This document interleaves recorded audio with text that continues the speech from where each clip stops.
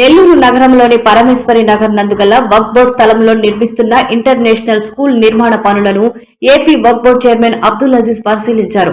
ముస్లిం మత పెద్దలతో కలిసి అక్కడ ప్రత్యేక ప్రార్థనలు నిర్వహించారు. రిత్విక్ సంస్థ ప్రతినిధులతో నిర్మాణ విషయాలపై చర్చించారు.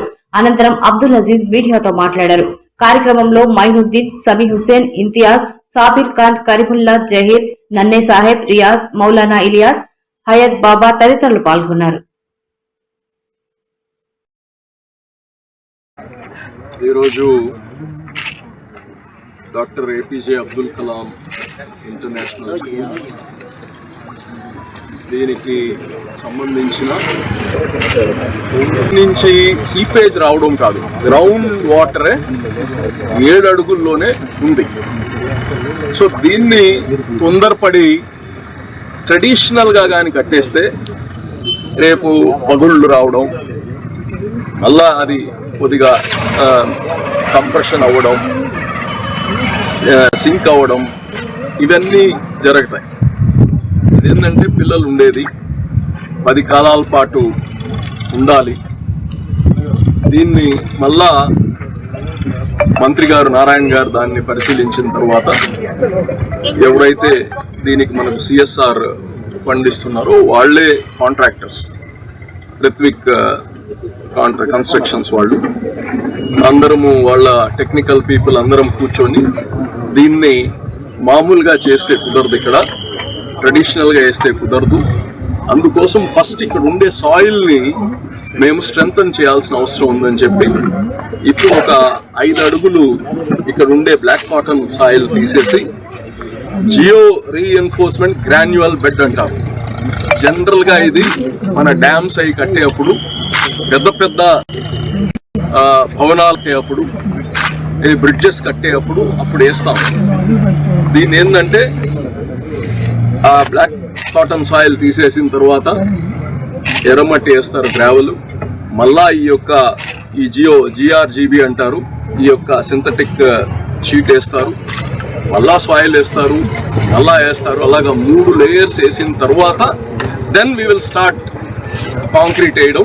అక్కడి నుంచి పనిచేస్తారు. సో దాట్ ఫ్యూచర్లో ఎప్పుడు కానీ ఎంత సీపేజ్ వచ్చినా ఆ నీళ్లు మాత్రమే వెళ్తాయి, కానీ దాంట్లో ఉండే మట్టి ఏమీ తీసుకొని వెళ్ళదు. సో ఈ డిజైన్ చేయడం కోసం 1 నెల పట్టింది. ఈ మెటీరియల్ కానీ గుజరాత్ నుంచి వస్తుంది, రేపు ఇక్కడికి వచ్చేస్తుంది. కాబట్టి ఈ డిజైన్స్ కానీ చాలా చాలా సఫిస్టికేటెడ్గా చేస్తున్నాము.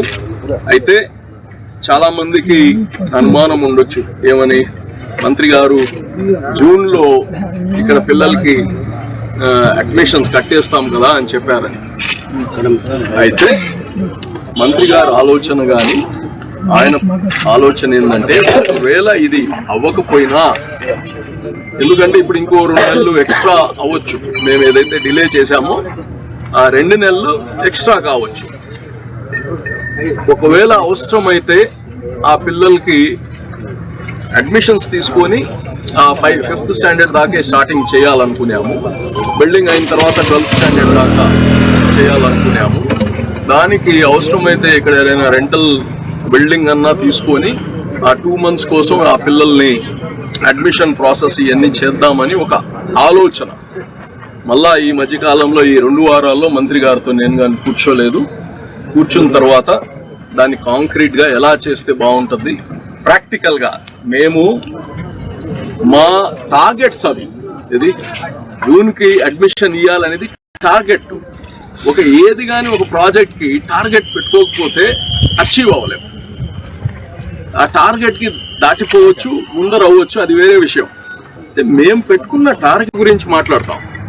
సో మన అందరిలో కానీ ఆ యొక్క ఆలోచనలు మారుతున్నాయి. ఎక్స్పోజర్, మన బిడ్డలు చదువు, విద్య దగ్గర పేదరికం అనేది ఉండకూడదు అనేది ఈ ప్రభుత్వం, చంద్రబాబు నాయుడు గారి ఆలోచన, లోకేష్ గారి ఆలోచన. ఆయన కానీ అద్భుతమైన ఒక స్కూల్ కట్టారు మంగళగిరిలో.